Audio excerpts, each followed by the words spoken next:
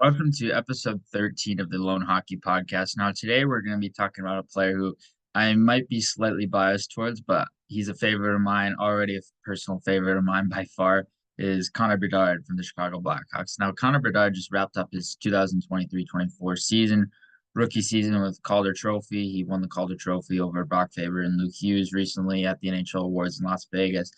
Really dynamic player when we're talking about an all-around threat inside the offensive zone. And you're not necessarily getting a player for defensive value. You're getting an elite offensive all around player. That's what you're getting in Connor Bedard, a franchise player who's going to be an elite all around player for decades and years to come. And so with Connor Bedard, it's really fascinating about him coming off his 2023-24 season is first off, the hidden deception with him inside his release is really noticeable. And you obviously see the flair with his puck skill, but with the shot especially, you see in an elite way how he's able to transfer his weight through his lower body and his core area, especially as an undersized player, and how he's able to discipline how he shoots the puck and how he's able to be so efficient with his release as well. And one of the things that really stands out with him on his shot is the pull and drag release and how he's able to pull the puck on the toe drag. And he drags it to where he's able to maintain that body position element. And at the same time, he doesn't lose the weight transfer through his lower body. And he doesn't excessively stick handle when he's shooting the puck on that toe drag style release. And he avoids over excessively stick handling. And this allows him to maintain those dynamic elements through the shot as well. Because sometimes players, and they sometimes get in a bad habit of doing this, they might lean into the shot too heavily. They might overextend with their arms. They might transfer weight in the wrong way with their lower body and how they're angling their feet. And they might over excessively stick handle. So when they excessively stick handle, they lose part of the weight transfer in the lower body. With Bedard, he disciplines a lot of these different areas. So it's really noticeable and really fascinating when he's able to do, for example, the catch and release style shots, or the shots off the one timer, or the shots when he's coming off the rush and he's looking toe drag to get some deception 1v1 against a defenseman coming off the rush. I remember there was a sequence against Ryan Graves earlier in the year against the Penguins where I believe they were in Chicago when this happened. Was he was coming down the rush, and actually no, they were in Pittsburgh. He was coming off the rush and he was coming down outside the dot lane on the entry, and he manipulated Ryan Graves through a little toe drag. He manipulated right through the stick of Graves, so Graves couldn't go stick on puck, but he manipulated right through the stick and had a nice little toe drag release shot generation chance. So that was just an example, but it's a really good example of how Bedard is able to utilize it coming off the rush, especially one of the more dynamic players already, even at just 18, I believe 19 now, coming off the rush because of his dynamic skills, dynamic shot, dynamic hands. There's a lot of dynamic elements into his game that are incorporated into his game at his age already that make him so much fun to watch and so unique to watch. And the other thing I briefly mentioned this is how he doesn't excessively lean into his shots, and he only leans when he has to within his upper body. A lot of shooting is actually more lower body than anything else. It's not necessarily truly upper body. You would think it would be more upper body with hands and the chest and the arms area and stuff like that, but not necessarily. Lower body weight transfer and core area weight transfer very important when we talk about lower body mechanics and being able to utilize those elements within the shot and being able to create a dynamic shot, a powerful shot as well, especially with how they're positioning the feet. Very important to have different ways of positioning the feet in very specific ways so that the weight transfer can generate as much power as possible. And Bedard is really good at being able to also, he keeps his stick and his glove lined up against his hip. This is one of the other things I noticed when he is shooting the puck. He can really lower to the ice and he can really utilize that lower center of gravity, and he can lower his body into the ice. So that way he's able to get more range on his puck handling. And then he's shooting, when he shoots, he likes to shoot from more of the side. So when he has the puck in his hip, for example, he'll keep that lower hand, that bottom hand, slightly more glued to his hip. So that way, when he shoots, it's almost like a lever. And how he shoots, it's able to snap off right away. Versus some players who they might keep their stick far out, extended, and then they're not able to get full power through the release of the shot. Bedard likes to keep that bottom hand on his hip, and he can toe drag it, and then he can shoot off the hip. So that way, it acts as if it's a lever, and he's able to generate that lever with a lot of power. And the release is very powerful and it comes off a stick in a very dynamic way. And goalies aren't able to line up to it right away. It's very hard for them to stop, very hard for them to try and keep control of as well. And a thing I noticed with him is rookie season is the Blackhawks, they had their neutral zone system set up in a way where usually guys would swing away. So that when the puck carrier would come through, the guys would swing away. So that way it would open up options coming off the wall, coming down the wall, and create overlap sequences. So Bedard sometimes when he'd swing away through the dot lane. So that's more of a winger type scenario. Where for him, he obviously adapted really well, and he's one of the most adaptable players outside the dot lane in terms of neutral zone sequencing because he's so adaptable at being able to understand how to utilize that system, how to swing away effectively and use route discipline to be able to get to those areas in a timely way to receive pucks. And with Bedard, he was so unique at being able to do that. And obviously, it would be more timely and much better for him in the coming seasons where he'd be able to swing through and be able to get those pucks in center ice as opposed to outside the dot lane. Because the more he receives those pucks outside the dot lane, it gives a better chance to the defenseman to line up against him 1v1.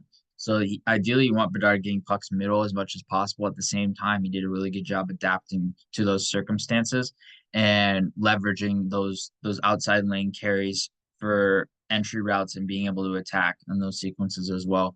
And so, but the route discipline was very noticeable when it came to him and his timing, his overlaps, his ability to understand neutral zone sequencing, and even overlaps on entries inside the offensive zone at times. He's really good at adapting on line rush four and how astute he was at being able to understand how to overlap in a very timely way to be able to open passing lanes, open seams, and utilize his hockey sense to anticipate those patterns coming through in the seconds at hand. So with him, he's a really unique line rush threat because he's a really big threat in all three lanes. It doesn't matter which lane it is. It could be either the outside lanes or the middle lane. He's a very big threat through all three lanes inside the neutral zone and coming off the rush. And that's one of the most dynamic attributes in terms of his game, in terms of his offensive game and how he's able to attack off the rush in general. And he's very adaptable when it comes to these outside the lane situations because you even saw it at the World Juniors back in 2023 sometimes where he would attack outside the dot lane and you'd be able to manipulate defenders, either their feet, their stick, whatever it may be. And he'd be able to come in either outside to them and come around because he could shoot from any angle. He could shoot from the goal line if he wanted. He literally scored a goal at the World Juniors from the goal line, from that red line area. And he shot it up high. I don't remember which team it was, but he beat a goalie up high in a very tight window of space at the goal line area in a very tight window. So he can beat you out wide. He can beat you up middle. It doesn't really matter. He can beat you in any sort of way because he's always thinking about what he's going to do next. He's always thinking about what he wants to do in those certain situations as well. And so with him, he brings a lot of value. He did this past season because there wasn't much in terms of the quality of the teammates around him. There wasn't much there in Chicago, and he was basically on an island in terms of how he's producing and how he's able to generate offense. His entry play, his ability to generate off high danger passes and generate shooting chances there. His ability to be a primary assist generator, primary point generator, either through goals or primary assists, doesn't matter how. And so there was a lot of different ways in which his expected goal value and his high finishing value really differentiated himself from a lot of the Blackhawks team this past season. And obviously the bad Blackhawks team, but he was the bright spot in that team for sure. And he was getting consistent first line ice time. He's consistently developing. His game was getting better over the course of time. He obviously had that injury issue in the middle of the season, but when he came back much stronger.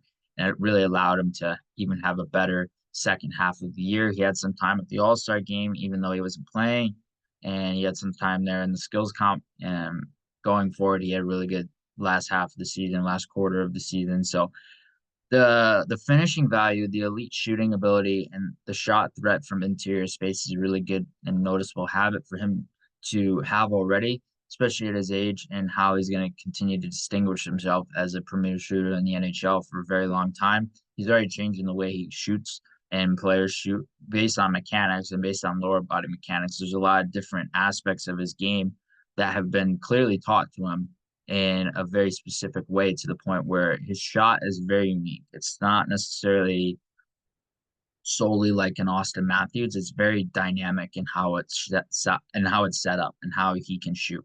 And there's just a lot of different elements that wouldn't normally see from other players that he incorporates into his game. And that's why he's so special. And that's why he's so elite at his age already. And so going back to that expected goal value, he's one of the elite expected goal contributors when it came to the Blackhawks, either goals or just shot generation in general, and being able to generate from interior ice, interior space, and being able to generate from spaces that are high quality and had a high percentage of those pucks going into the net as well. And so the ability to find interior ice and how well he's able to do that at this age so special for him. And he's going to continue to find new ways to manipulate and use deception in the middle of the ice, and it's going to make him a bigger threat long term. And he's easily going to become a player who can score over 100 points in the league and potentially even around 120, 130 at some points, depending on how his seasons go and how Chicago continues to trend heading in the future. You obviously want to see Chicago get back into playoff level form with him, because that way he can have his best seasons ahead of him, they could potentially win Stanley Cups like it did in 2010, 2013, 2015. So there's a lot of different elements that Bedard is able to incorporate as a playoff level contributor. Once they're able to get back there, he's going to be an elite playoff player too. And so his mentality, though, to be able to find interior space, he always has a knack and an instinct to find interior ice, whether it's off the entry, whether it's off the rush. He's always looking to find that middle space. If he doesn't get to the middle space right away, he can go around a defender and still try to find that middle of the ice and try to get on the backside defenseman and work his way around them in that regard as well. You already saw some manipulation elements that were executed, and they didn't have necessarily a ton of frequency in his first season. Well, they had some frequency. They didn't just have a ton of actual success in his first season. So the difference is coming in the coming seasons, you're going to see more frequency and you're going to see more success in those little deceptive and manipulation elements, because he's already trying them. And some of them were already successful in some of the games that he played.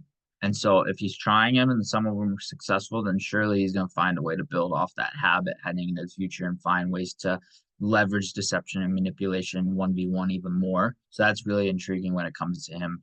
And the even strength offense, when you look at the analytics, they weren't necessarily the strongest this past season, but that's because the Blackhawks, large in part, were struggling at 5-on-5 and 4-on-4 even strength situations in general. With him, he was such an elite contributor, mainly power play and being able to generate finishing value and goal scoring value.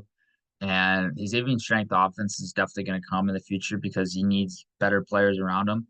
If Taylor Hall is able to stay healthy, that's a really good one. You have Tyler Bertuzzi, Teuvo Teravainen coming in as top six players. And then at the same time, you have Ilya Mikheyev. Ilya Mikheyev, he might he's more of a top nine player, but at the same time, he brings some defensive value, he brings a finishing touch, and he could potentially even score 20 goals if you play him on Bedard's line because of Bedard's playmaking and his goal scoring and his ability to set up guys alone. So with Mikheyev there, Mikheyev could be a guy that can play in that top line, that top six potentially, and especially with Bedard, the ability to bring some different elements. He brings a lot of defensive value, a defensive touch, a two-way element to his game that can help balance out Bedard a little bit more and bring some experience and some grittiness in that top line with Bedard there. If you can have many different line combinations with Mikheyev, with Bertuzzi, with Teuvo, Taylor Hall. There's so many different options you can have inside that top six, and the Blackhawks team should be so much better next season because they have so many different weapons. If Taylor Hall is able to stay healthy, there's still a lot of potential for him. It depends. You don't really know what Taylor Hall is yet in Chicago, and it's going to be interesting to see how Taylor Hall does next season in Chicago, but there's a lot more that could still be done with him there as well. And with Bedard, the other noticeable things were, especially in his rookie season last year, based on analytical data, with the primary shot assist contribution, how he's able to be a threat in those scenarios, high danger shot generation off passes. So being able to generate high danger scoring opportunities directly off the pass was really intriguing, especially for him to be able to generate on those one touch and one time sequences.